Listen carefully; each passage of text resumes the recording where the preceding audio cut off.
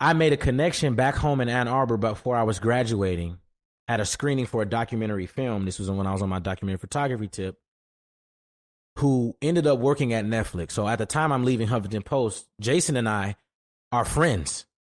Mm-hmm. He hears that I've been editing, and because we check in often, we go get lunch, coffee, whatever. That's what you got to do in LA. You know, you got to meet up or whatever.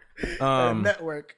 Got a network, but we were really good friends. And he's like, yo, bro, I low-key got a gig that's coming up for a show on Netflix that I think you should be an assistant editor for. You should come on and help out.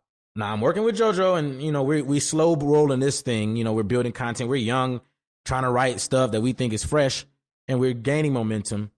But I also needed to pay these bills. And this is a Netflix show. Again, we talking about that resume. So there's never a time where the jobs weren't stacking and I was able to learn what I needed to learn. I'm like, I'm going to take it. Guess what these niggas was cutting on? What? Avid. Yo. They was cutting on Avid. That's a sign, bro. So like, I hated the job when I had Avid. I hated it.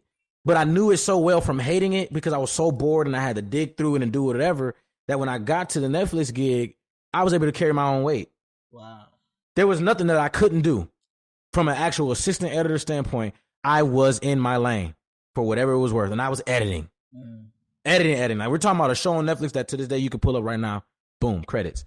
So now I'm really feeling like big man on campus. I'm like, yeah, we really doing this. What's the show, bro? Get that. It's called Ugly Delicious. Ugly Delicious. On Netflix? Yes, it is. And it's it came out, I think, 2 years ago at this point. They have a season 2 out, but I only worked on season 1. Okay. And it's about a show. Chef David Chang, who's an awesome chef. Some of his food is very high priced. That's another story. But he makes great meals. He's a great chef, and he has this show that articulates this cultural appropriation of food that we enjoy every day in America, but don't attribute to its actual roots. Okay. And so he talks about pizza. Like, one episode's pizza. Fried chicken is one. I worked on fried chicken, obviously. They said we need somebody for this part. Come on, brother. Again, I'm one of none. Yeah. That's only me. Yeah. So fried chicken, pizza, barbecue was a fire episode. They have one on fried rice, which talks about, you know, Chinese immigration and breaks down the historical elements of this food that has become emblematic of America, but we don't embrace the culture that it came from. And it's a powerful show nonetheless, but it also gives you places to go eat. Like, a lot of those places I've been to and got a chance to really enjoy some food. Jonathan Gold is on there, rest in peace, food critic legend.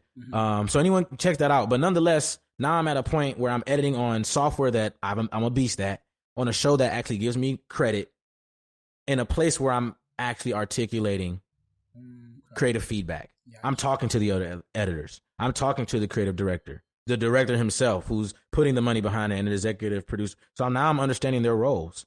I have no choice. The building, you know, we're in the room. So it's like, I'm embracing all of this. Now I'm understanding the editing side of it. I got that down pat. Now I'm getting the business side of it. They're showing me really how it's about and what it is. And so Netflix was strong, a strong gig. I was really hitting my stride. I loved Netflix. And to this day, I have some coworkers that I ride or die for, that, you know, we go out and eat now or when we could. That's legit, bro.